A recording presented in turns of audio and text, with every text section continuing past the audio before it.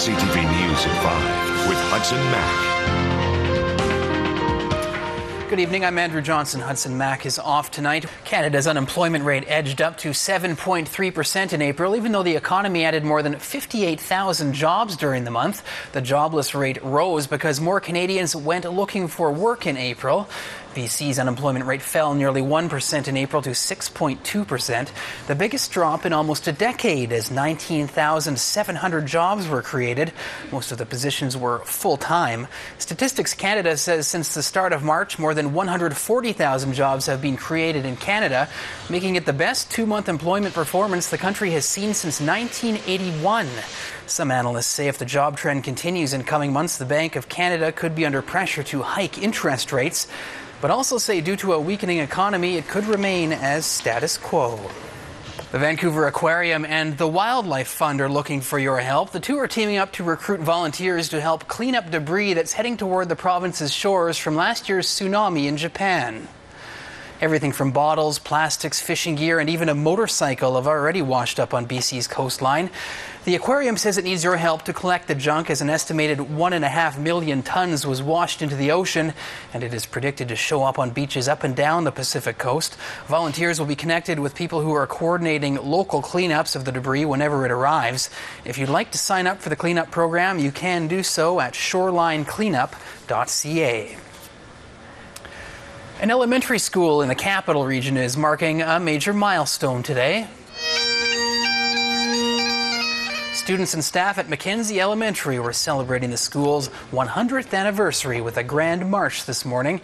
After a ceremony, students added a personal item into a library time capsule, which will be opened in the next 25 years. We are putting a piece from each classroom that all the kids have added to a time capsule, and we're going to leave it here in the school to be opened probably in 25 years, and then again they might add to it and then continue, and hopefully it will be opened on the 200th anniversary. 5 generations of families have been through the elementary school's classrooms since it first opened its doors in 1912. You may recall our story on Chatter High, the internet rivalry among local high schools, all about learning, earning points, and fundraising. The website features quizzes, and schools get points, which translate into cash for the winning school. Tonight we have the leaderboard. Here is how the top 6 schools are doing as of 4 p.m. Chatter High ends tonight at midnight.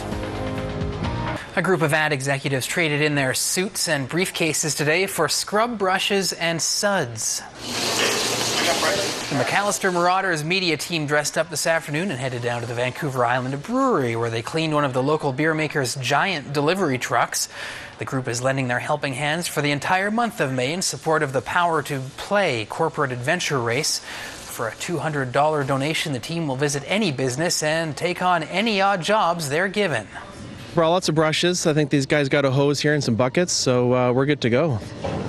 They're doing pretty good. I definitely see the wenches are working a lot harder than the Vikings, so I'd like to see the Vikings pick it up a little bit, but overall, they're doing a pretty good job.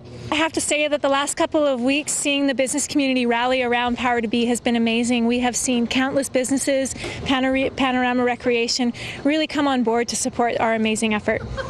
On Sunday, May 27th, 35 corporate teams will compete in challenges in Power to Play outdoor adventure race at the Vancouver Island Technology Park. CTV News will have a team taking part in the competition. The goal is to raise more than $125,000 for Power to Be adventure therapy programs. A Vancouver Island First Nation has declared a state of emergency over a recent spate of suicides and suicide attempts. The Cowichan tribes say they are losing too many members to suicide, dramatically high numbers well above national averages. The First Nation has called a news conference for Monday morning to talk more about the issue and what needs to be done about it. The Vancouver Island Health Authority and the RCMP have met with the tribes to discuss the suicide rate and ways to curb it. Suicide rates do tend to be higher among First Nations and often relate to issues such as residential school abuse. The future of First Nations treaties on Vancouver Island is being mapped out at a conference in Nanaimo. Hundreds of people have gathered at Vancouver Island University to discuss the Douglas treaties. They've been in effect on Vancouver Island since the mid-1850s. Stakeholders came together to discuss fulfilling the treaty's promises and how to move forward living in treaty relationships. The conference was meant to create a space for that very thing to happen.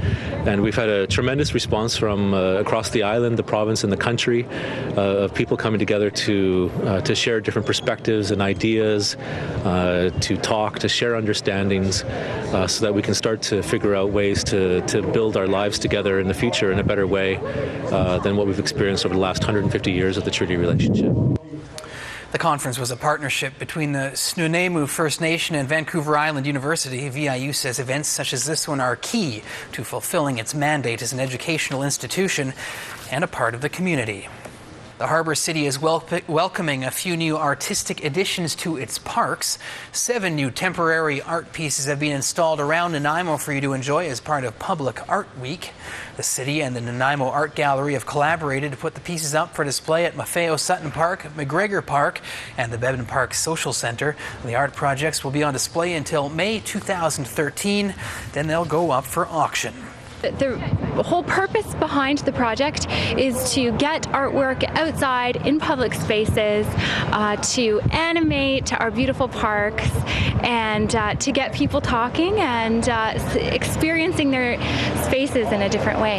And at the end of the year, the works will be auctioned online, and the proceeds go to benefit Nanaimo Art Gallery and the city's Fund for Temporary Public Art. This is the 3rd annual Public Art Week. If you want more information on the artistic designs, you can go to nanaimo.ca and click on the Parks link.